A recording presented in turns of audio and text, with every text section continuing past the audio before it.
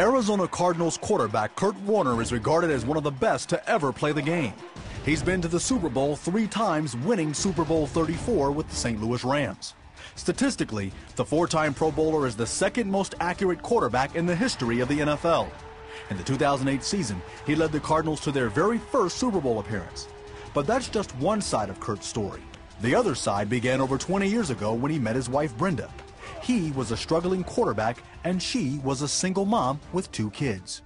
You know, one of the first times I'd ever gone to the bar, wasn't much into it, but my roommates had kind of pulled me out to the bar and just noticed her from across the room.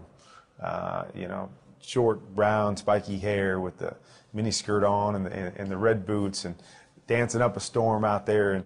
The two hit it off, and at the end of the night, Kurt tried to kiss her. And though Brenda was interested in him, she felt she needed to tell him about her situation. He leaned over to kiss me, and I thought, seriously, I'm not playing a game, so I'm 25, divorced, mother of 2. If I never see you again, I totally understand. The next day, Kurt paid her a visit, and he was met at the door by her 2-year-old son, Zach. Went over there, I guess, to see her, but really the whole encounter was about her kids. That, you know, said hello, walked in the door, and immediately saw her kids. Her son Zachary grabbed me by the hand, started leading me around the house.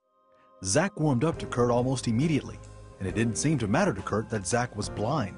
And that made quite an impression on Brenda, who was watching them with her infant daughter Jessie in her arms. You know, there are things that are deal breakers, and those are kind of deal makers, where Zachary took his hand. Being blind, he didn't know who Kurt was walking in, but he just knew it was somebody new. And he walked in, laid on the floor with Zachary, wrestled him. I sat Jessie down, and he just interacted with the kids, and I thought, this is something different. Kurt and Brenda's relationship grew, but Kurt's football career wasn't going well. He tried out with the Green Bay Packers, but going up against the likes of Brett Favre and Trent Dilfer didn't help. He was cut before the season even started. And now, with no job and no money, he moved into Brenda's parents' basement and got a job that only paid him $5.50 an hour. I mean, I took the infamous job of working nights at a grocery store. And it was, you know, I mean, so much of life is about pride. And, you know, here I am, you know, living in her parents' basement without a job. And I'm just thinking, you know, gosh, this isn't me. This isn't what I want to do. I don't want to be, you know, just kind of taken from everybody else and not given anything. Kurt and Brenda had a great relationship, but there were some things they didn't see eye to eye on, especially when it came to having a relationship with God. He would tell me some detail, and I'd say, well, show me that in the Bible. If you think that that's your core of your spiritual belief, show me. So we would honestly either argue about Jesus, or we would decide that night to make out that night. It was one or the other, and that was our dating process. And kind of weird, he preferred to make out, I preferred to argue about Jesus until he finally got it. What was it that you believed? Was what you believing, was it right, or you just didn't know where to find it? Or you know, I think I just believed in the story. You know, I understood the story. I understood that Jesus died on the cross. I always use the reference that he was kind of like my spare tire, that up to that point I was driving, I was in control, and if I ever needed him, I could jump back in the back and grab my spare tire, and he could help me out in whatever trying time that was.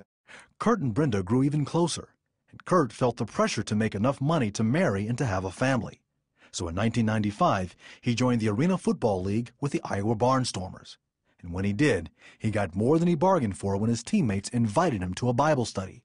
It was in that process where, you know, I started to realize I really had no idea why I believed what I believed. Right. So I thought, okay, you know, they're asking me these questions. I'm going to figure out some answers for them. I'm going to start reading the Bible, and I'm going to find out why I believe what I believe. And it was through that process where, as you open the Bible and you read the scriptures, it's obvious that it's all about Jesus, and it's all about what he did on the cross, and it's all about giving your life to him. And so in the process of trying to prove everybody around me wrong, I ultimately proved them all right. Kurt realized he needed to make a change. Then, Brenda had received news that her parents were killed when a tornado hit their town in Arkansas. I was hurting so much, and yet he was there to just listen and not judge me, and also be there for Jessie and Zach, my kids, because they lost their grandparents. I wasn't playing well on the football field. Her parents were killed. You know, and it was right around that time where I come to the realization that I needed to commit my life to Jesus. During their grief, Kurt gave his life to the Lord. And when he did, things began to change. He and Brenda married, and after leading the Barnstormers to 2 consecutive Arena Bowl appearances, he was offered a chance to play in the NFL Europe League for the Amsterdam Admirals. Then, in 1998, Kurt's dream to play in the NFL was realized when he signed with the St. Louis Rams. What changed? You know, what changed was that I no longer was looking at me, and I began looking at everybody around me, and specifically looking at what God wanted for me. And that was a complete change for me. I realized that it wasn't about me, that if it works out in the NFL, it's because God wants me there, and it's for me to do something for Him. Kurt spent 6 seasons with the Rams, and after a season with the New York Giants, he moved on to the Arizona Cardinals. But that pales to his role as a husband and father of 7. He and Brenda have written a book about their life together entitled First Things First, with the underlying message of staying focused on God. You know, I had death hit me, I had divorce hit me, I had infidelity, I had special needs, child be affected.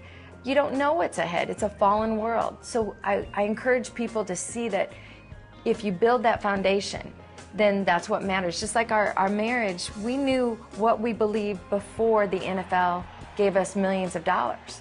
So when the millions of dollars come, that's not who defines us.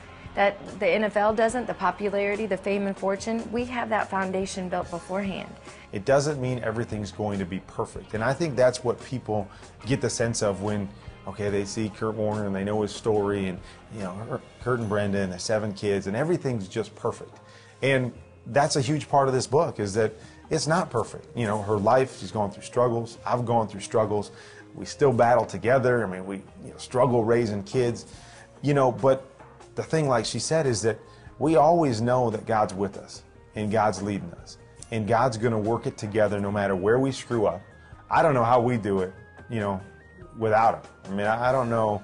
I mean, I think back to those years when I tried to do it by myself, and I think about my life now, and I think about, you know, marriage and 7 kids, and I'm just thinking, there was no way I could figure this out and be successful by myself. That I know it's all about Jesus, and that's why we are where we are.